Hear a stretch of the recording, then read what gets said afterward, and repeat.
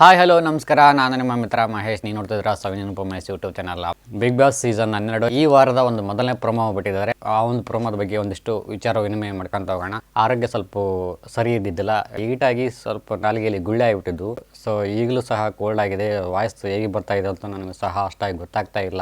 ನಾನಂತೂ ತುಂಬಾನೇ ಮಿಸ್ ಮಾಡ್ಕೊಂಡೆ ನಿಮ್ಮನ್ನ, ನೀವು ತುಂಬಾನೇ ಮಿಸ್ ಮಾಡ್ಕೊಂಡ್ರಿ ಅಂತ ಭಾವಿಸ್ತೀನಿ. ಇನ್ನೇಕ್ ತಡ, ಬನ್ನಿ ಫ್ರೆಂಡ್ಸ್, ವಿಡಿಯೋ ಸ್ಟಾರ್ಟ್ ಮಾಡೋಣ. ನಿನ್ನೆಯ ಒಂದು ಎಪಿಸೋಡ್ ಏನು ಅಂತ್ಯದಲ್ಲಿ ಧ್ರುವಂತ್ ಮತ್ತು ರಕ್ಷಿತ್ ಅವರು ಇವರು ಎಲಿಮಿನೇಟ್ ಆಗಿದ್ದು ತುಂಬಾನೇ ಬೇಜಾರು ಮಾಡ್ಕೊಳ್ತಾರೆ. ಹಲವಾರಷ್ಟು ಜನರು, ಪ್ರೇಕ್ಷಕರು ಸಹ ಈ ಒಂದು ವಿಚಾರ ಕುರಿತು ಮನೆಯವರ ಪ್ರಕಾರ ಇವರು ಎಲಿಮಿನೇಷನ್ ಆಗಿ ಹೊರಗಡೆ ಹೋಗಿದ್ದಾರೆ ಅಂತೇಳಿ ತಿಳ್ಕೊಂಡಿದ್ದಾರೆ.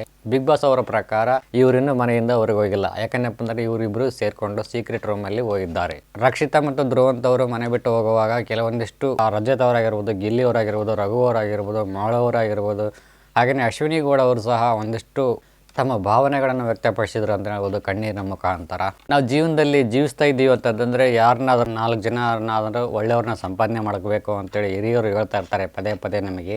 ರಕ್ಷಿತ್ ಅವರು ಸ್ವಲ್ಪ ದಿನಗಳ ಮಟ್ಟಿಗೆ ಪಡೆದಿರ್ತಕ್ಕಂಥ ಒಳ್ಳೆಯ ಜನರು ಅನ್ನೋದಾದರೆ ಗಿಲ್ಲಿ ಅವರು, ರಜತ್ ಅವರು, ಮಾಳು ಅವರು ಅಂತ ಹೇಳ್ಬೋದು. ಅಶ್ವಿನಿ ಗೌಡ ಅವರು ಸಹ ಈ ಒಂದು ಲಿಸ್ಟ್ಗೆ ಆ್ಯಡ್ ಆಗ್ತಾರೆ ಅಂತ ಹೇಳ್ಬೋದು.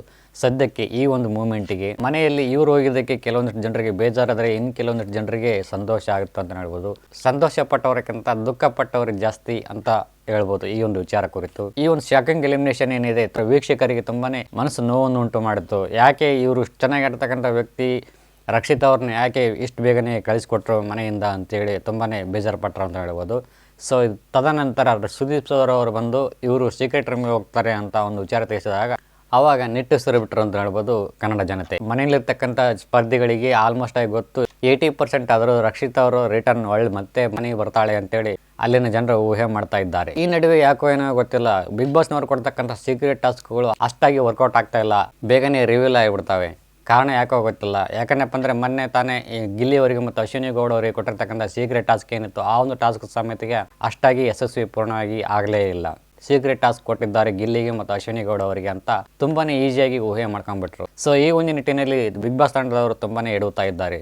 ಸೀಕ್ರೆಟ್ ಟಾಸ್ಕ್ ಅಂದ್ರೆ ಹೇಗಿರಬೇಕು, ಅವ್ರನ್ನ ಬಿಟ್ಟರೆ ಬೇರೆ ಯಾರಿಗೂ ಸಹ ಊಹೆ ಮಾಡ್ಕೊಳ್ಳೋಕ್ಕೂ ಆಗಬಾರ್ದು, ಆ ರೀತಿ ಸೀಕ್ರೆಟ್ ಟಾಸ್ಕ್ ಕೊಡಬೇಕು. ಇವ್ರು ಕೊಡ್ತಕ್ಕಂಥ ಸೀಕ್ರೆಟ್ ಟಾಸ್ಕ್ ನೋಡಿದಪ್ಪ ಅಂದ್ರೆ ನಗುನೂ ಬರುತ್ತೆ ನಮಗೆ. ಈ ವೀಕ್ಷಕರ ನಮಗೆ ನಗು ಬರ್ತೈತೆ, ಇನ್ನು ಸ್ಪರ್ಧಿಗಳೇ ನಗು ಬರಲ್ವಾ? ಮನೆಯವ್ರಿಗೆ ಗೊತ್ತು ಆಲ್ಮೋಸ್ಟ್ ಆಗಿ ರಕ್ಷಿತ್ ಅವ್ರಿಗೆ ಹೋಗೋದೆಲ್ಲ ಬಂದೇ ಬರ್ತಾರೆ ಅಂತೇಳಿ ಖಂಡಿತವಾಗಿ ಹೇಳ್ತಾ ಇದ್ದಾರೆ ಮನೆ ಸದಸ್ಯರೆಲ್ಲರೂ ಸೇರ್ಕೊಂಡು. ನನ್ನ ಪ್ರಕಾರ ಹೇಳಿದರೆ ಬಿಗ್ ಬಾಸ್ನವರು ಸಹ ಇಲ್ಲೂ ಸಹ ಎಡವಿದ್ರು. ಈ ಒಂದು ಪ್ಲಾನ್ ಸಹ ಸಕ್ಸಸ್ ಆಗದೇನೆ ಫ್ಲಾಪ್ ಆಯಿತು ಅಂತ ನನ್ನ ಒಂದು ಅನಿಸಿಕೆ ಆಗುತ್ತೆ. ಈ ಒಂದು ಪ್ಲಾನ್ ಎಕ್ಸಿಕ್ಯೂಟ್ ಮಾಡಿರ್ತಕ್ಕಂಥ ಬಿಗ್ ಬಾಸ್ ತಂಡದವರಿಗೆ ಧನ್ಯವಾದಗಳು ತಿಳಿಸಬೇಕು ಅಥವಾ ಅಭಿನಂದನೆಗಳು ತಿಳಿಸಬೇಕು ಅಂತ ಒಂದು ಗೊತ್ತಾಗ್ತಾ ಇಲ್ಲ. ಈ ಒಂದು ಪ್ಲಾನ್ನ 50 ದಿನಗಳ ನಂತರ ಮಾಡಿದ್ನಪ್ಪ ಅಂತಂದ್ರೆ ವರ್ಕೌಟ್ ಆಗ್ತಾ ಇತ್ತು. ಇನ್ನೇನು ಫಿನಾಲೆ ಹತ್ರಕ್ಕೆ ಬರ್ತಾ ಇದೆ ಅನ್ನೋವಾಗ ಈ ಒಂದು ಸೀಕ್ರೆಟ್ ಟಾಸ್ಕ್ ಬೇಕಿತ್ತ.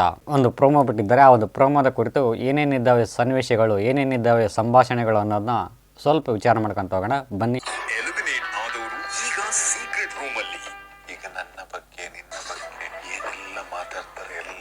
ಸೊ ಇಲ್ಲಿ ಧ್ರುವಂತ್ ಅವರು ಮತ್ತು ರಕ್ಷಿತ್ ಅವರು ಇಬ್ಬರು ಸೇರ್ಕೊಂಡು ಮಾತಾಡ್ತಾ ಇದ್ದಾರೆ. ನಮ್ಮನ್ನ ಸೀಕ್ರೆಟ್ ರೂಮ್ಗೆ ಕಳಿಸಿದ್ದಾರೆ, ಕೇಳಿಸ್ಕೊಳ್ಳೋಣ ಬಾ ಅಂತೇಳಿ ತಿಳಿಸ್ತಾ ಇದ್ದಾರೆ ಧ್ರುವಂತ್ ಅವರು. ಚೈತ್ರ ಅವರ ಒಂದು ಸಂಭಾಷಣೆ ಬರ್ತಾ ಇದೆ ಇಲ್ಲಿ.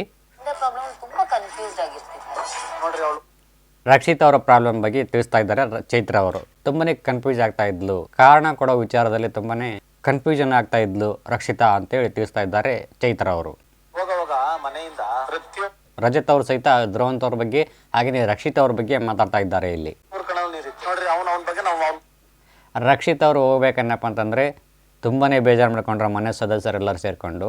ಆದರೆ ಧ್ರುವಂತ್ ಅವ್ರು ಹೋಗ್ಬೇಕನ್ನಪ್ಪ ಅಂತಂದ್ರೆ ಯಾರು ಅವ್ರ ಬಗ್ಗೆ ಕೇರು ಸಹ ಮಾಡಲಿಲ್ಲ ಅಂತೇಳಿ ತಿಳಿಸ್ತಾ ಇದ್ದಾರೆ ರಜತ್ ಅವರು.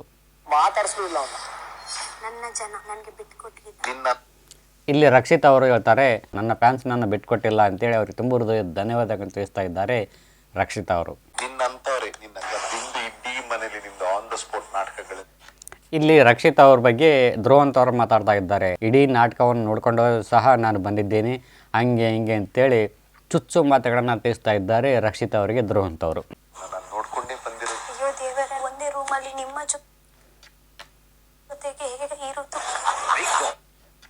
ಒಂದು ಕಡೆ ನಗು, ಇನ್ನೊಂದು ಕಡೆ ವ್ಯಥೆ. ಅಯ್ಯೋ ದೇವರೇ, ಇವ್ರ ಜೊತೆ ಹೆಂಗಪ್ಪ ಇರಲಿ ನಾನು ಒಂದೇ ರೂಮಲ್ಲಿ ಅಂತೇಳಿ ದೇವರಿಗೆ ಮೊರೆ ಇಡ್ತಾ ಇದ್ದಾಳೆ ರಕ್ಷಿತಾ ಅವರು. ಸಖತ್ತಾಗಿದೆ ಪ್ರೊಮೋ ಅಂತ ಹೇಳ್ಬೋದು. ಎಮೋಷನಲ್ ಆಗಿ ತುಂಬಾನೇ ಬೇಜಾರಾಗುತ್ತೆ ಅಂತ ಹೇಳ್ಬೋದು ರಕ್ಷಿತ್ ಅವರು. ಯಾಕಂದ್ರೆ ಅಂದ್ರೆ ಧ್ರುವಂತ್ ಅವ್ರಿಗೂ ಮತ್ತು ರಕ್ಷಿತ್ ಅವ್ರಿಗೆ ಆಗಿ ಬರಂಗಿಲ್ಲ. ಒಂದು ಒಳ್ಳೆಯ ಅವಕಾಶ ಅಂತ ಹೇಳ್ಬೋದು ಇವರಿಬ್ಬರಿಗೆ. ಇವರಲ್ಲಿರ್ತಕ್ಕಂಥ ಒಂದಿಷ್ಟು ಒಂದಿಷ್ಟು ವಿಚಾರ ವಿನಿಮಯಗಳನ್ನು ಮಾತಾಡ್ಕೊಂಡು ಬಗೆಹರಿಸ್ಕೊಂಡ್ಬಿಟ್ನಪ್ಪ ಅಂದ್ರೆ ಸರಿಯಾಗಿ ಬಿಡ್ತೈತಿ. ಬಟ್ ಇಲ್ಲಿ ಅವ್ರು ಬಗೆಹರಿಸ್ಕೊಳ್ಳೋ ರೀತಿಯಲ್ಲಿ ಕಾಣ್ತಾನೆ ಇಲ್ಲ. ಇವರ ಒಂದು ಮಾತುಕತೆ ಯಾವ ರೀತಿ ಪರಿಣಾಮ ಬೀರುತ್ತೆ ಆಟಕ್ಕೆ ಅನ್ನೋದನ್ನ ವೇಟ್ ಮಾಡಿ ನೋಡಬೇಕಾಗಿದೆ. ಮನುಷ್ಯ ಬದಲಾಗೋದು ಮತ್ತು ಹಾಳಾಗೋದು ಒಂದೇ ಕಾರಣಕ್ಕೆ ಮಾತ್ರ, ಅದುವೇ ಇನ್ನೊಬ್ಬರ ಮಾತು ಕೇಳಿ. ಒಬ್ಬರ ಮಾತು ಕೇಳಿದ್ರೇ ಮನಸ್ಸು ಸಹಿಸ್ಕೊಳಕ್ಕಾಗೋದಿಲ್ಲ.